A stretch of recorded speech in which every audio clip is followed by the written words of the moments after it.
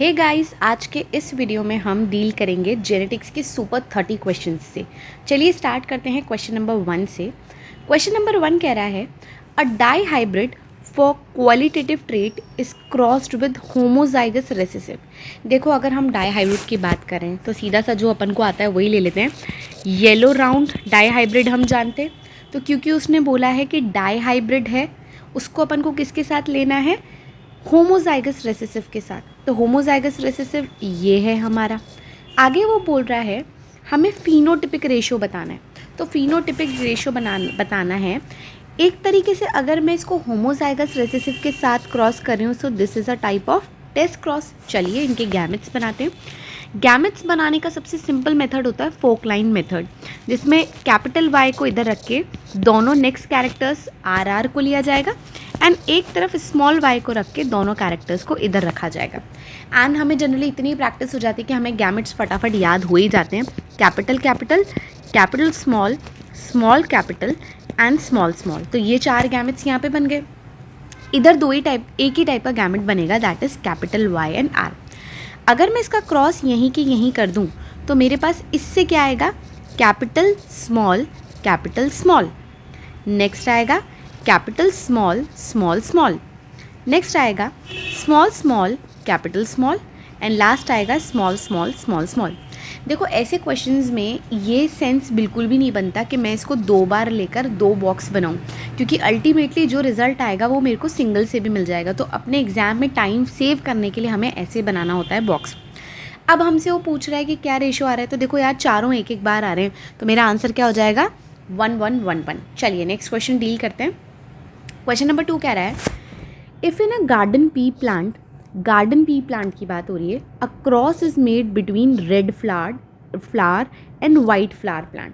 तो ये मैंने ले लिया रेड फ्लावर, कैपिटल कैपिटल, क्योंकि भाई यहाँ पे डोमिनेंट रेड है एंड वाइट मुझे यहाँ पर क्या है? Recessive. What will be the phenotypic ratio in F1 generation? तो भाई ये मेरी पेरेंट जनरेशन है। तो अगर ये मेरी पेरेंट जनरेशन है, मुझे गैमेट बनाना आता ही है। इधर से गैमेट R होगा, इधर से स्मॉल होगा एंड ये बन जाएगी मेरी F1 जनरेशन, कैपिटल स्मॉल। अगर मैं इसी की ही सेल्फिंग कर दूं तो मेरे पास कौन सी जनरेशन आ जाएगी? F2। सिंपल, यहाँ से 2 गैमेट बनेंगे, कैपिटल स्मॉल। इधर से भी सेम बनेंगे, तो मैं इसे डायरेक्टली पुनेट स्क्वायर में डाल रही हूँ। Capital small, capital small, capital capital, capital small, capital small, small small. Question में उसने आपसे पूछा है फिनोटिपिक रेशियो क्या होगा? 3:1। ये तीनों कैसे होंगे? रेड। और ये आपके पास कैसा आएगा? वाइट। तो योर फिनोटिपिक रेशियो बिकम्स 3:1, यानी कि C will be the answer. चलिए नेक्स्ट क्वेश्चन करते हैं अब अपन। क्वेश्चन नंबर 3 है in a plant red fruit is dominant over yellow fruit. आपको डेटा दे रखा है and tallness is dominant over shortness. If a plant with, आपको जीनोटाइप गिवन है, इज क्रॉस्ड विद दिस। चलिए हमारे पास जीनोटाइप है capital capital, capital small and यहाँ पर पूरा का पूरा होमोजाइगस कंडीशन। तो पहली बात, अगर मैं इसके गैमेट बनाऊँ तो यहाँ पर कितना गैमेट बनेगा? बिल्कुल आसान, कैपिटल कैपिटल और दूसरा क्या बन जाएगा? Capital small. मैंने कैसे लिया है मुझे समझ आ रहा है। एक बार मैंने इसको इसके साथ लिया, एक बार मैंने इसको इसके साथ लिया, और अगर मैं दूसरे आर के साथ भी रिपीट करूँगी तो यही बनेगा। तो मैं यही 2 गैमेट यहाँ बना रही हूँ। यहाँ पर मेरे पास एक ही गैमेट बनेगा, small R and small T. अगर मैं इसको क्रॉस करूँ तो मेरे पास, देखो ध्यान से, ये जो है यहाँ पर अगर मैं क्रॉस कर रही हूँ तो ये रहा कैपिटल कैपिटल और ये आ गया कैपिटल स्मॉल, और इधर आ गया small T and R T. तो capital small, capital small, capital small, small small. आप ये देख पा रहे हो कि मैं अपना टाइम सेव करने के लिए यहाँ पर सेम गैमेट को डबल डबल नहीं ले रही। अगर मैं लॉजिकली डाई हाइब्रिड क्रॉस बनाती तो मुझे ये 4 बार लेना पड़ता, ठीक, और ये मुझे 2 बार लेना पड़ता। बट अगर मैंने ये चीज़ को आधी कर दी तो भी तो मुझे रिज़ल्ट सेम ही मिलेगा, क्योंकि अल्टीमेटली वो रिज़ल्ट आना तो सेम ही है।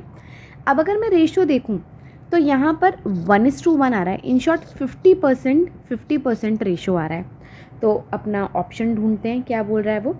50। देखो वो बोल रहा है 75 का तो कुछ काम ही नहीं है, 25 का भी कुछ काम नहीं है, ऑल का भी कुछ काम नहीं। तो देखो वो बोल रहा है 50% टॉल है और रेड फ्रूट है। तो ये देखो 50% टॉल एंड रेड फ्रूट, ये रहे हमारा आंसर। तो ऐसे क्वेश्चंस को क्विकली ऐसे किया जाता है। चलिए नेक्स्ट क्वेश्चन पे आते हैं। क्वेश्चन नंबर 4 क्या कह रहा है, ये क्वेश्चन 2 फॉर्म में आया हुआ है। क्वेश्चन आपसे कह रहा है a pure tall and a pure dwarf plant were crossed to produce offspring. अगर मैं pure tall and pure dwarf को क्रॉस करूँ तो मेरे पास हेटेरोजाइगस कंडीशन आएगी। ऑफस्प्रिंग वर सेल्फ क्रॉस्ड, बेटा अगेन यहाँ पर ये सेल्फिंग हो रही है। Then find out the ratio between true breeding tall and true breeding dwarf. ठीक है, अगर मैं इसको यहाँ पे सॉल्व कर दूँ एक बार तो कुछ इस तरीके से रहेगा। मुझे पता है गैमेट्स क्या बनने वाले हैं, capital T small T, capital small, capital capital, capital small, capital small, small small. Question में उसने आपसे true breeding tall and true breeding small के बारे में पूछा है, तो यानी कि रेशियो क्या आ गया 1:1, तो आंसर आ गया आपका ए। यही सेम क्वेश्चन दूसरी फॉर्म में भी आया हुआ है, व्हेन अ हेटेरोजाइगस डोमिनेंट, अगर मैं हेटेरोजाइगस डोमिनेंट लूँ तो ये होगा, is crossed with homozygous recessive. ये अगेन ये किसके बारे में बात कर रहा है, टेस्ट क्रॉस के बारे में बात कर रहा है। प्रोजेनी अगेन आपकी 1:1 आएगी। चलो अब नेक्स्ट क्वेश्चन करते हैं। 2 genes A and B are completely linked. अब यार जब लिंक्ड वर्ड आ जाए ना तो फर्स्ट ऑफ ऑल हम लिंकेज का कॉन्सेप्ट समझते हैं। देखो लिंकेज का कॉन्सेप्ट क्या है, हम बात कर रहे हैं एक क्रोमोज़ोम की।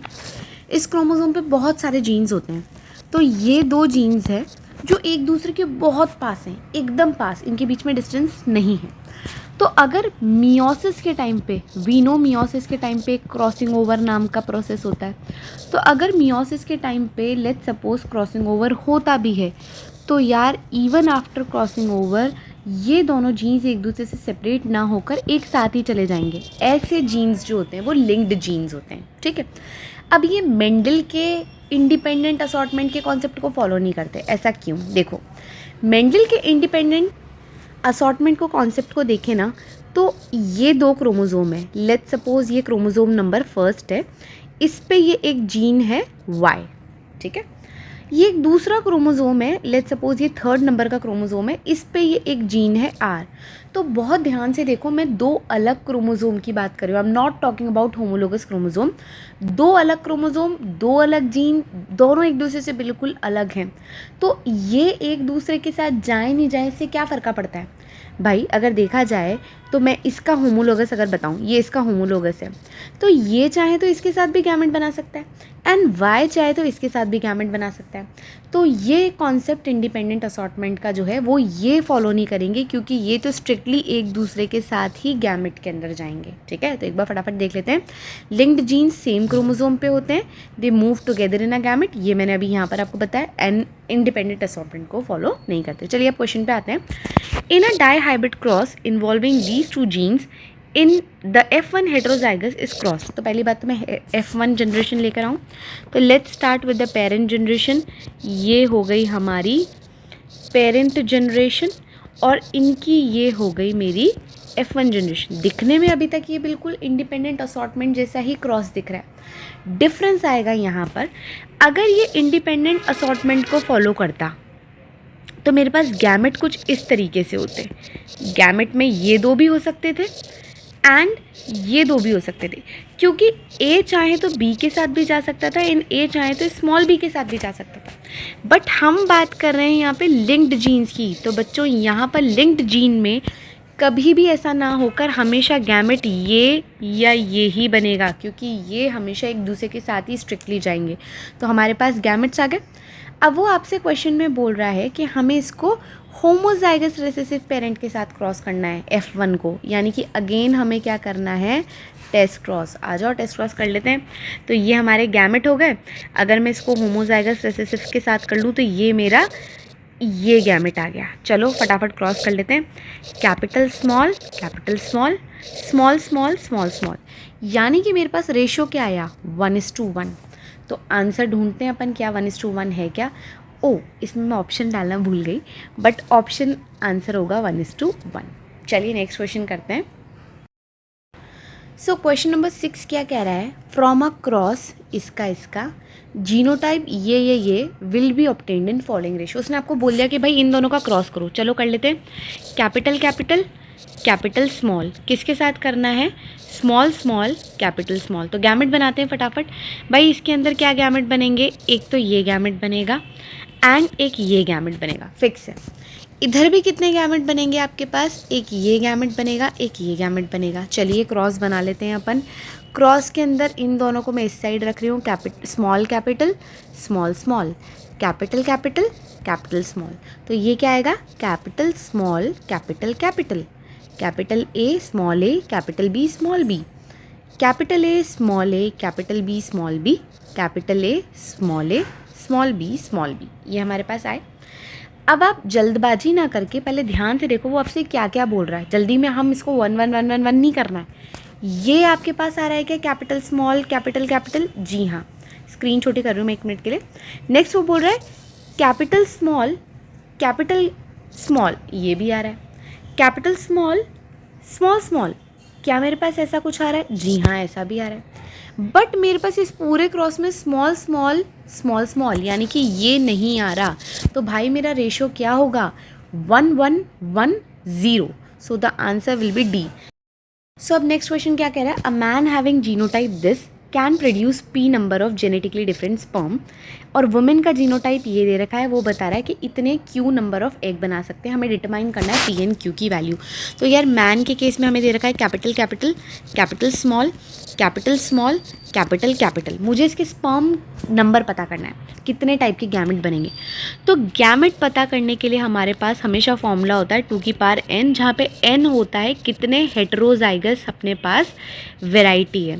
तो अगर मैं इसमें देखूँ तो मेरे पास 1 और 2 हेटेरोजाइगस है, तो मैं n की पावर क्या रखूँगी 2, तो 2 की पावर 2 कितना हो गया 4। तो मेरे पास p की वैल्यू क्या आ गई 4।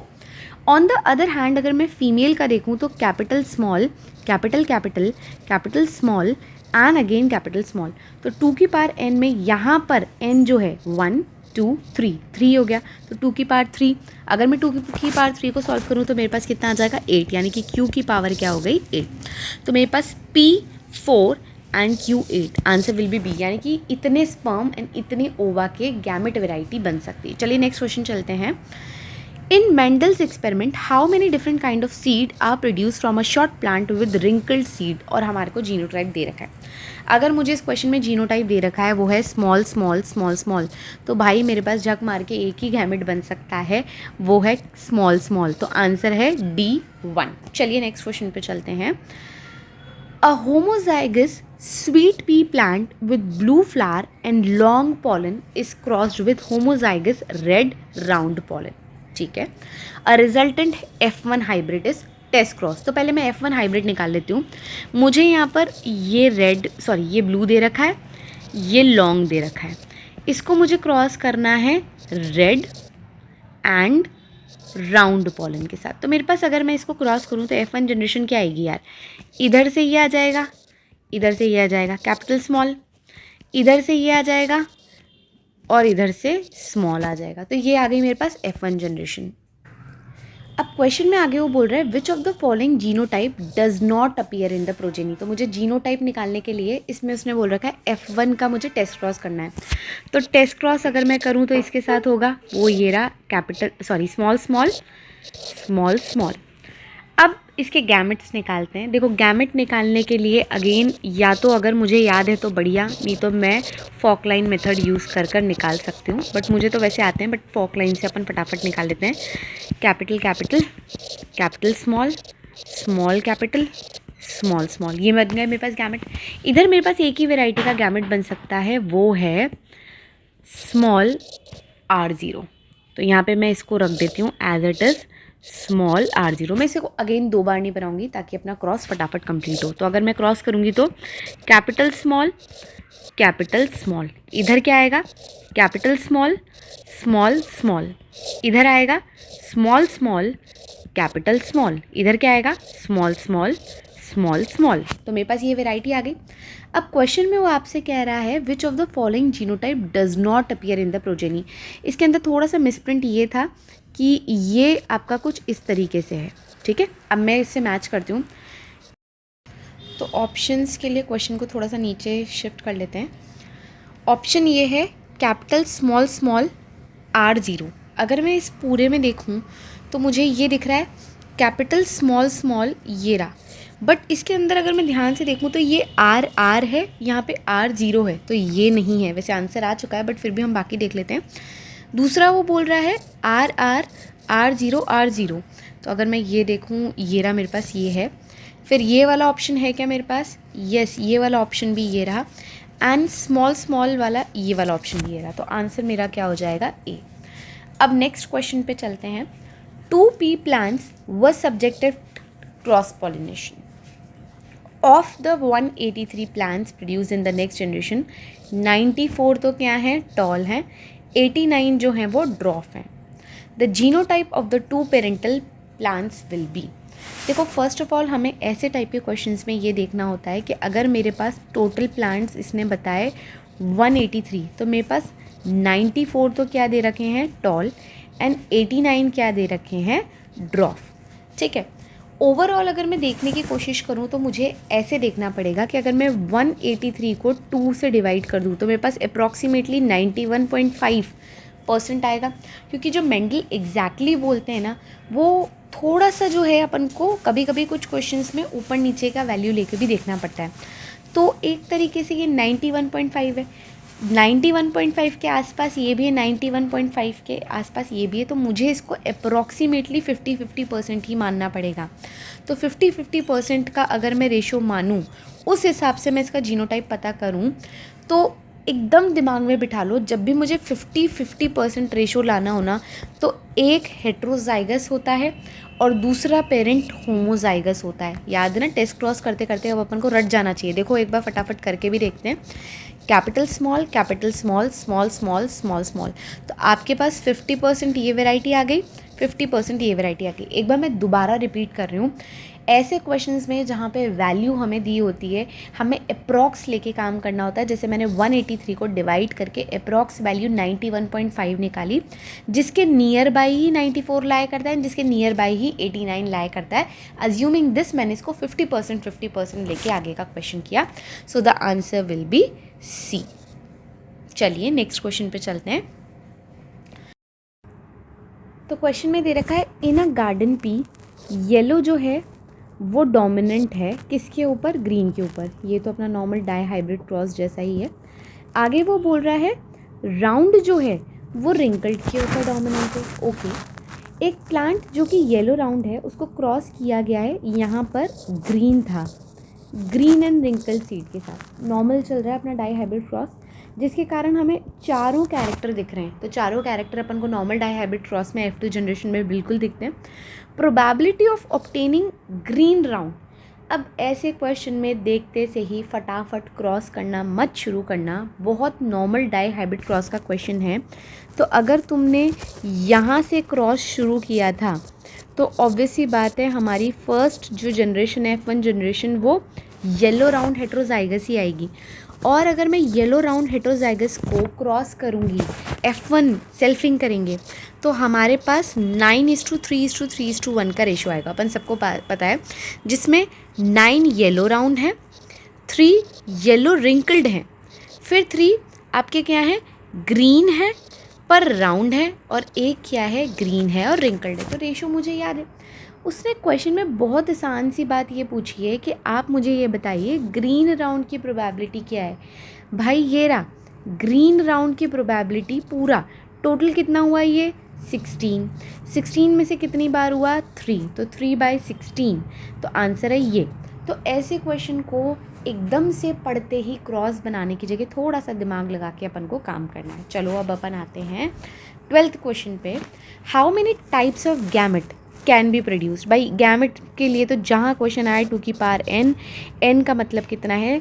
अपन के पास कितने हेट्रोजाइगस है? तो देखो इसके अंदर 1 2 3 तीनों ही हेट्रोजाइगस है, तो 2 की पावर 3 हुआ, तो 8 गैमेट बनेंगे। Answer will be B. अब आते हैं 13th क्वेश्चन पे। 13th क्वेश्चन हमें कह रहा है कि एक डाई हाइब्रिड क्रॉस है, ठीक है, 2 पेरेंट डिफर करते हैं 2 पेयर ऑफ कॉन्ट्रास्टिंग ट्रेट। अच्छा, येलो ये रहा ग्रीन, अभी वही सेम चल रहा है, राउंड ये रहा और ये रहा हमारा रिंकल्ड वेराइटी। ठीक है भाई, अब वो बोल रहा है आपसे the number of green coloured seed among 16 कितनी होंगी? अगेन अगर इस क्वेश्चन को ध्यान दो तो ये एक normal dihybrid cross, dicot लिखने वाली थी मैं, ये नॉर्मल डाई हाइब्रिड क्रॉस है, ठीक है। नॉर्मल डाई हाइब्रिड क्रॉस में अगेन मैं पेरेंट जनरेशन इससे शुरू करूँ होमोजाइगस रेसेसिव एंड डोमिनेंट से, तो मेरे पास F1 जनरेशन जो है वो हेट्रोजाइगस येलो राउंड आएगी। एंड अगर मैं इसका सेल्फिंग करके रेशो लाऊं तो मेरे पास वही सेम 9-3-3-1 आएगा। पूरा नहीं करना है, ऐसे शॉर्ट ट्रिक से सॉल्व करना है। ये येलो राउंड होगा, ये येलो रिंकल्ड होगा, ये ग्रीन राउंड होगा एंड ये ग्रीन रिंकल्ड होगा। क्वेश्चन में आपसे वो पूछ रहा है number of green coloured seed among the 16 कितना होगा। तो ये भी ग्रीन है, ये भी ग्रीन है, ठीक है। उसने सिर्फ ग्रीन पूछा है, पीछे का तो कुछ बोला ही नहीं। तो भाई ग्रीन ये 3 और 1 टोटल कर दो, कितने हो गए 4। तो आपका आंसर आ जाएगा 4। दोनों ही क्वेश्चन बहुत आसान थे, बस थोड़ा सा दिमाग लगा के अपन को इसको करना है। क्वेश्चन नंबर 14 कह रहा है ब्लू आई कलर रेसेसिव है, ब्राउन आई कलर डोमिनेंट है। एक लड़का है जिसकी ब्राउन आइज़ हैं and his mother is blue eyed, what would be the phenotype of his father। देखो यार, अगर ये बच्चा है, लड़का मतलब बच्चा ही हुआ, ये ब्राउन कलर की आँखों वाला है, इसकी मम्मा जो है वो ब्लू आइज़ वाली हैं, यानी कि डेफिनेटली उनका जीनोटाइप ये होगा। अब वो बोल रहा है पापा का जीनोटाइप क्या रहा होगा, ठीक है। लड़का अगर ब्राउन आइज़ है और मम्मी ब्लू है तो डेफिनेटली ये हेट्रोजाइगस कंडीशन में होगा, तो डेफिनेटली पापा होमोजाइगस ब्राउन होंगे। बहुत ही आसान क्वेश्चन था, ब्राउन आइड होंगे, सिंपल। आइए नेक्स्ट देखते हैं। Down syndrome is caused by an extra copy of chromosome number 21, ठीक है। What percentage of offspring produced by an affected mother and a normal father. तो देखो, अगर मदर अफेक्टेड है तो पहली बात डाउन सिंड्रोम जो है वो ऑटोजोमल डिसऑर्डर है, तो ऑटोजोमल है तो हमारे पास टोटली नॉर्मल केस में 46 क्रोमोसोम होते हैं, इस बंदी में 47 क्रोमोसोम होंगे। अगर मैं 46 को प्रॉपर शो करूं तो कुछ इस तरीके से मैं कर सकती हूँ 44 + XX, बट ये बंदी तो अफेक्टेड बंदी है, तो ये जो एक्स्ट्रा क्रोमोसोम लेके बैठी है वो 21 होगा, तो ये कुछ इस तरीके से होगा 45 + XX, 45, 46, 47, सही। इसके जो पापा हैं, सॉरी इसके पापा नहीं, इसके जो हस्बैंड हैं, जो मतलब पापा हैं, वो भाई नॉर्मल है, यानी कि 46, तो इसको मैं 44 + XY से रिप्रेजेंट कर सकती हूँ। यहाँ तक का हमें पॉइंट क्लियर हुआ। आगे वो बोल रहे हैं हमें पता करना है इनके बच्चे कैसे होंगे। तो भाई सबसे पहले अगर आपको इनके बच्चे पता करने हैं तो इनके गैमेट पता करो। गैमेट में यहाँ पर जो प्रॉब्लम है, डाउन सिंड्रोम में नॉन डिसजंक्शन एक सबसे बड़ा प्रॉब्लम है गैमेट फॉर्मेशन के टाइम पे।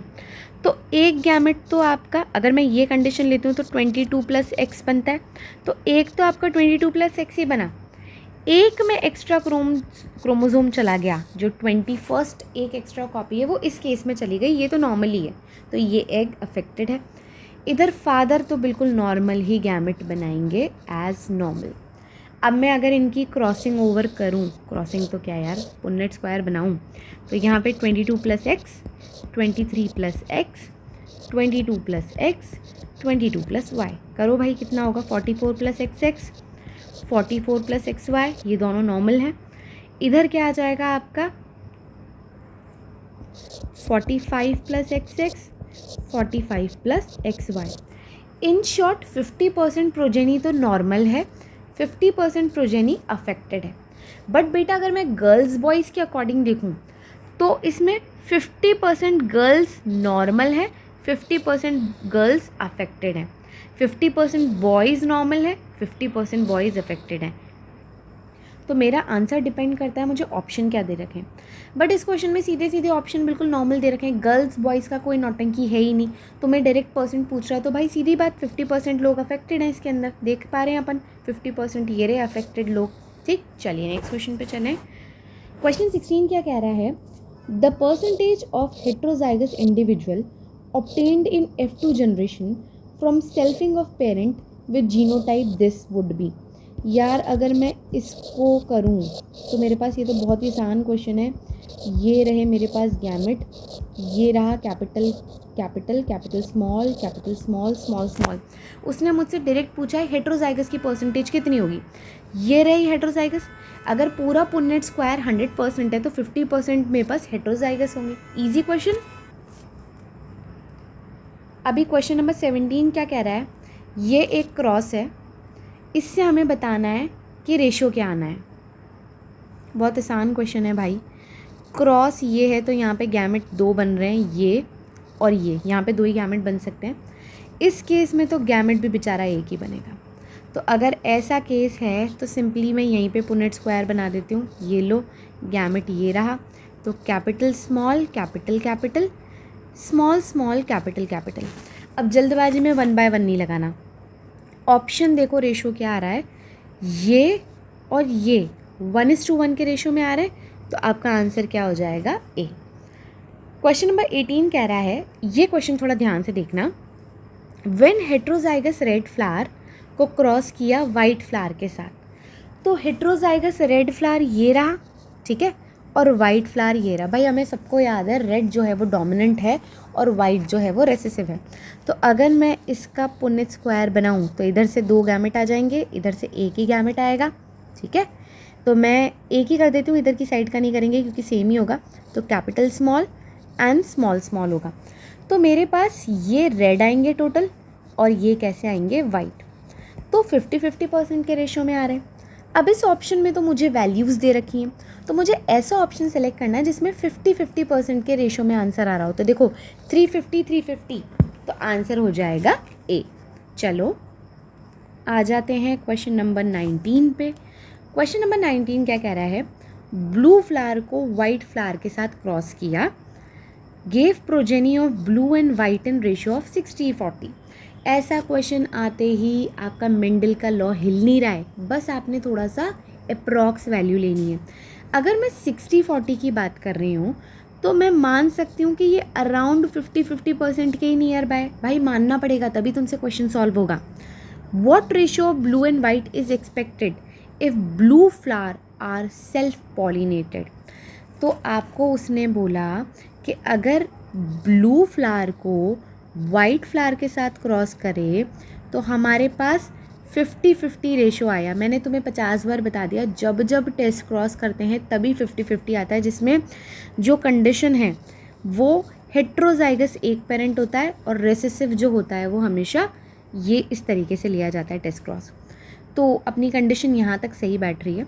अब वो तुमसे क्वेश्चन में बोल रहा है what is expected if blue flower are self pollinated. ये वाले ब्लू फ्लावर को, यही वाला अगर तुम सेल्फ पॉलिनेट कर दोगे तो भाई ये रहा तुम्हारा पुन्नेट, कैपिटल स्मॉल स्मॉल स्मॉल। तो आपके पास वो पूछ रहा है what ratio blue and white is expected.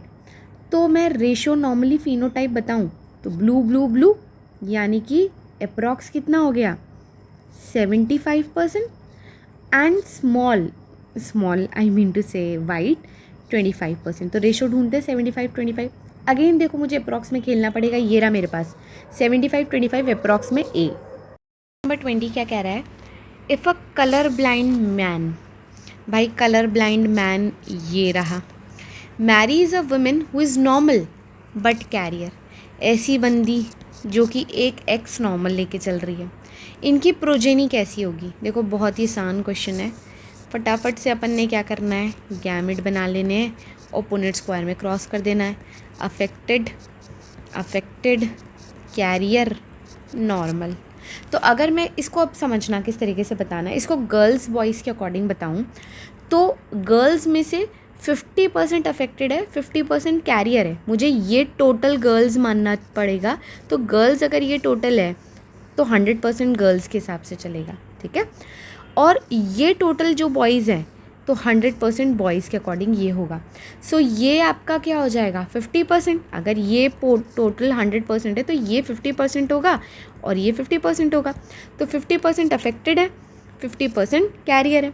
इधर बॉयज़ में अगर मैं देखूँ तो 50% जो है बंदे अफेक्टेड हैं, 50% क्या है आपके पास नॉर्मल। अब ऑप्शन देखो, all normal female but carrier, ऐसा तो नहीं है, यहाँ पे अफेक्टेड भी है। All males and 50% female are colour blind, all भी नहीं है भाई, नॉर्मल का केस भी है अपने पास। All female and 50% male colour blind, female सारी नहीं है भैया, कैरियर भी हैं।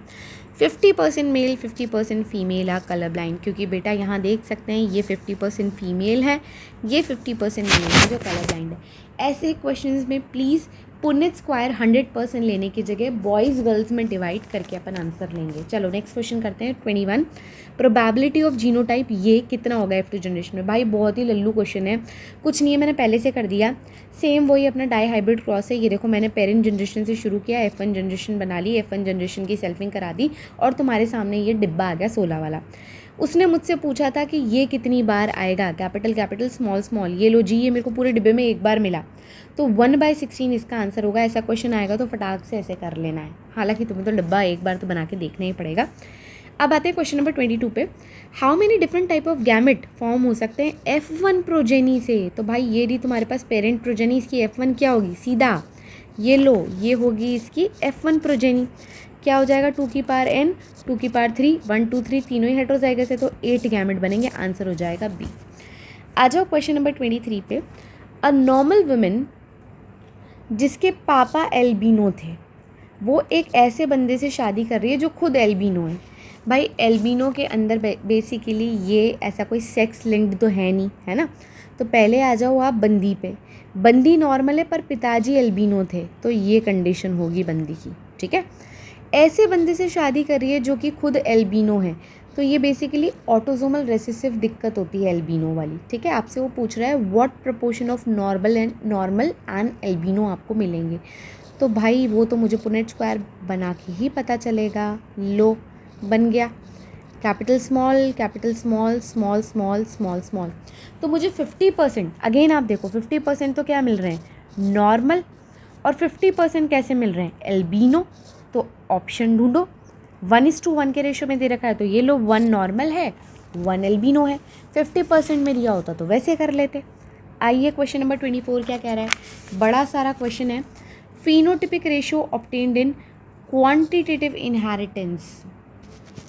क्वांटिटेटिव इनहेरिटेंस वर्ड जब भी आ जाए तो आपको पॉलीजेनिक इनहेरिटेंस का कॉन्सेप्ट लगाना है, ठीक है। दूसरी तरफ वो आपसे बोल रहा है क्रॉस आपने करना है, ये दे रखा है आपको वैरायटी, आपसे बोल रहा है पॉलीजेनिक इनहेरिटेंस ये शो कर रहे हैं, F2 जनरेशन का रेशो बताओ। रट लो, पॉलीजेनिक इनहेरिटेंस में F2 जनरेशन का रेशो होता है 1 6 15 20 15 6 1।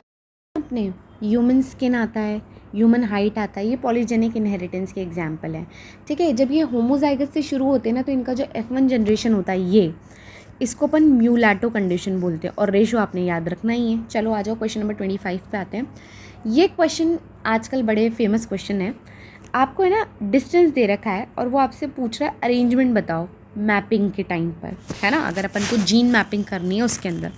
तो बच्चों इस क्वेश्चन को करने का सबसे सिंपल तरीका है, सबसे पहले हाईएस्ट वैल्यू वाला ढूंढ लो। इसके अंदर सबसे बड़ी वैल्यू क्या दिख रही है मुझे, 6। तो भाई सबसे दूर दूर होंगे A एंड B जिनके बीच का डिस्टेंस है 6। अब मैं क्या ढूंढूंगी, इसके बाद या तो मैं नियरेस्ट ढूंढ लूँ, जैसे मुझे B एंड C सबसे छोटा दिख रहा है, तो B एंड C अगर मुझे सबसे छोटा दिख रहा है तो मतलब C इसके जस्ट पास है, ये लो 1 इसका आ गया, ठीक। अब मैं थोड़ा बहुत C के आसपास देखूँ तो C और D में 1.5 का है, but at the same time A और D में 3.5 का है, तो आई एम श्योर A और D में डिस्टेंस ज़्यादा है, तो ये कितना हो गया 3.5, और इधर मेरे पास कितना आ गया 1.5। वैसे अगर मैं ओवरऑल देखूँ ना तो A और B के बीच में 6 है ना, अगर मैं इसको टोटल करूँ ऊपर वालों का तो भी 6 आना चाहिए।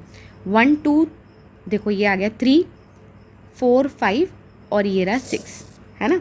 तो ऊपर का मैं इसको कंफर्म करने के लिए आप हमेशा ऐसे कर सकते हो, जो आपने छोटी छोटी वैल्यूज़ जहाँ पे भी ठूसी है ना उसको सबसे लंबे वाले से कैलकुलेट करके देख लो, बराबर है तो आपका यहाँ पर आ जाएगा ADCB अपनी सीक्वेंस है। तो है क्या भाई आंसर यहाँ पर ADCB, yes, E will be the answer.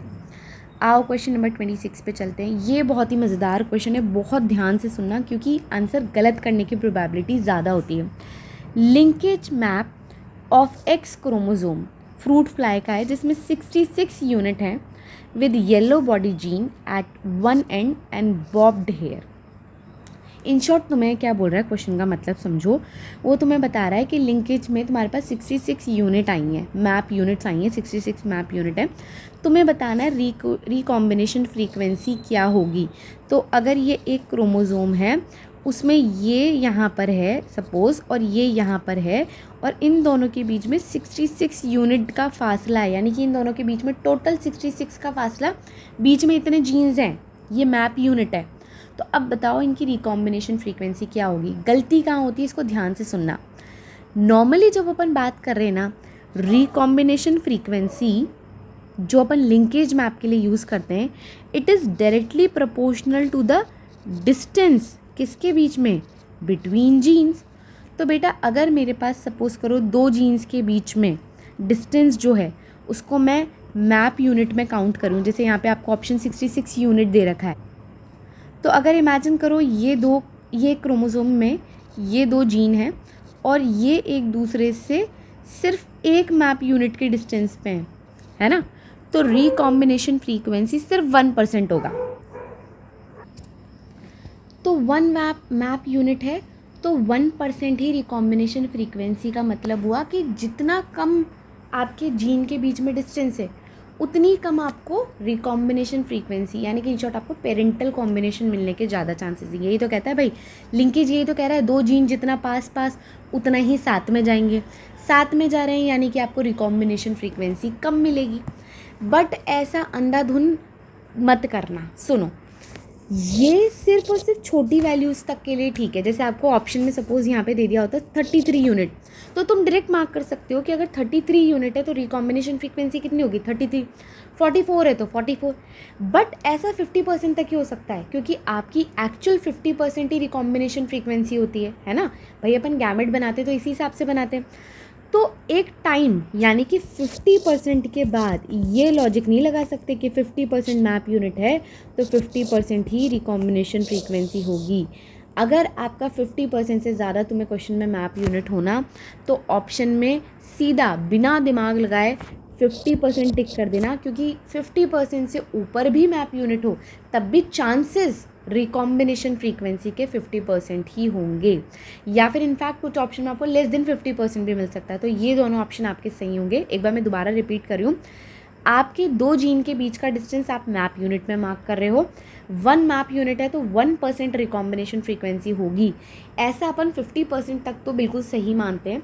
But अगर 50% से ऊपर आपकी मैप यूनिट चली जाए तब भी आपको रिकॉम्बिनेशन फ्रीक्वेंसी तो 50% ही रखनी है भाई. क्रॉसिंग ओवर परमानेंट थोड़ी है, 50% ही होएगा. समझ आ रही है, 50% ही होगा, इतना मान के चल रहे हैं अपन. ये नहीं कि ओ लो जी पक्का ही है 80% हो जाएगा. तो इस हिसाब से हम इसका आंसर करते हैं. अब आते हैं क्वेश्चन नंबर 27 पे.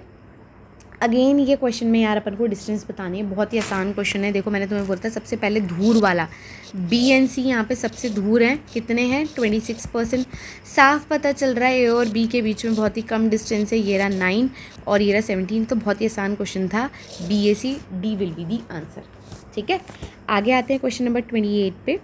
आपको बता रहा है offspring produce from a marriage have only O or A blood group of the genotype given below. Parental genotype क्या हो सकता है.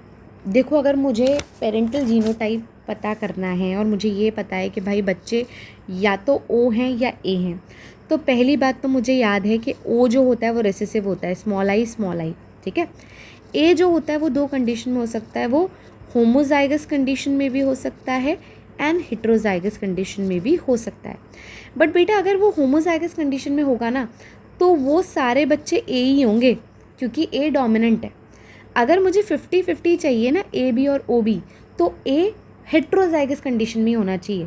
तो सीधा सा ऑप्शन है ढूंढो, ओ और ए हेट्रोजाइगस में मिल जाए. ये लो जी, ओ और ए हेट्रोजाइगस कंडीशन में. D will be the answer.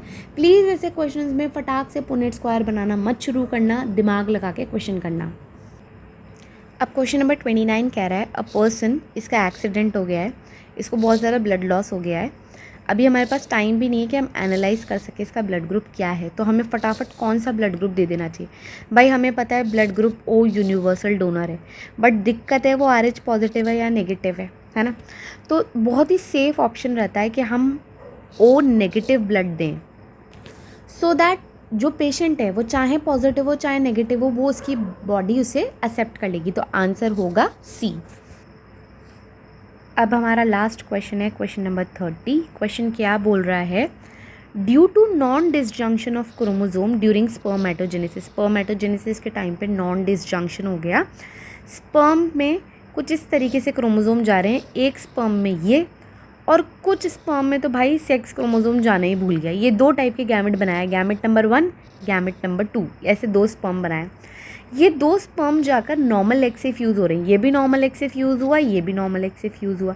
हमें बताना है इनके फ्यूजन से कौन सी जेनेटिक डिसऑर्डर होती है।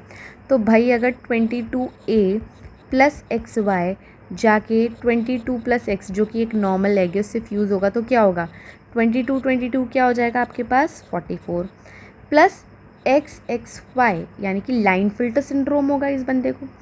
अगर इसका ये दूसरा है 22A प्लस 0, मुझे साफ देख के पता चल रहा है टर्नर सिंड्रोम होगा, बट फिर भी हम कर लेते हैं 44 प्लस X0, तो दूसरा क्या होगा टर्नर सिंड्रोम, यानी कि A Turner syndrome and line filter syndrome.